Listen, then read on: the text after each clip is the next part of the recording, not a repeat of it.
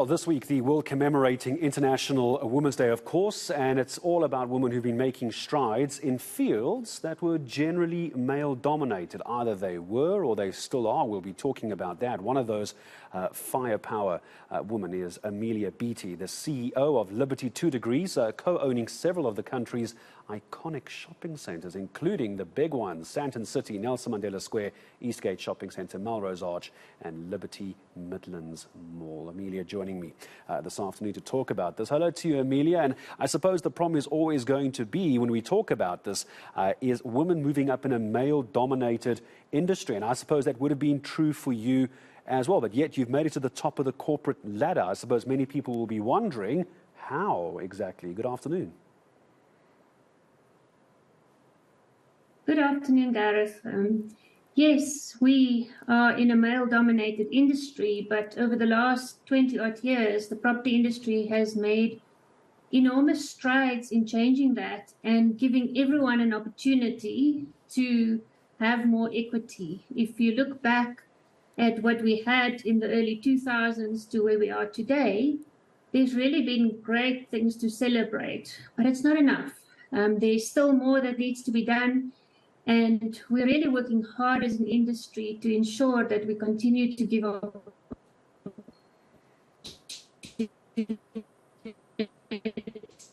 Oh dear, Amelia, it looks like your connection might be failing on me a little bit. I'm going to give it just a few seconds. Amelia, let's see if we can maybe get that buffer rate up on your side. I don't want to lose you on this as well, because I wanted to ask you next about how you were able to move from being involved in the company to leading it. Where was that moment of clarity for you, where you looked around the boardroom and you thought to yourself as Amelia that I can lead this? Where was that moment for you where you realized you could?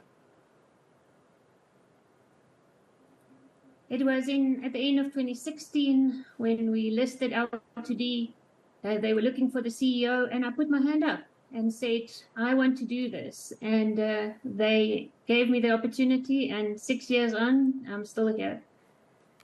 Was there a lot of pushback in your situation? Because we've spoken to people before who say that they have been intimidated in boardrooms, and despite all of that, they still fought their way through. But in your situation, was there a lot of pushback after you put your hand up? I have good relationships with the people that I work with, and I think that is key in making sure when there's an opportunity and your name come up, people are happy to give you that opportunity. So make sure that you have sponsors and people that understand what you are able to do, and there was not a lot of pushback on that.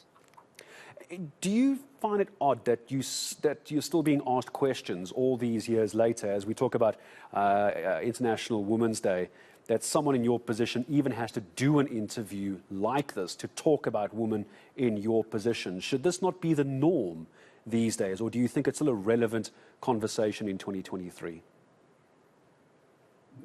It's still a very relevant conversation because it is not the norm. There are only 2 women CEOs in the listed property sector. We still have a lot of work to do in creating more opportunities, but it's intentional.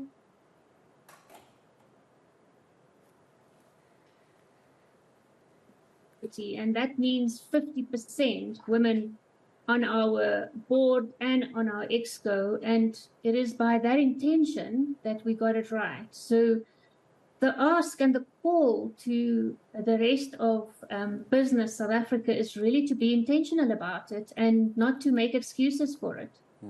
I've heard people refer to instances like this, and many other female and women CEOs I've spoken to, that they always felt like window dressing, that the company put them there because they felt it was the right thing to do. Clearly very different in your case. But perhaps as I start saying goodbye to you, Amelia, if there is someone who's watching right now, another woman who's moving up the ladder at her company, her corporation, whatever it might be, aiming for the top, but is coming up against any kind of resistance, what do you tell that woman who wants to head up her own company and be the CEO of her industry? What do you tell her?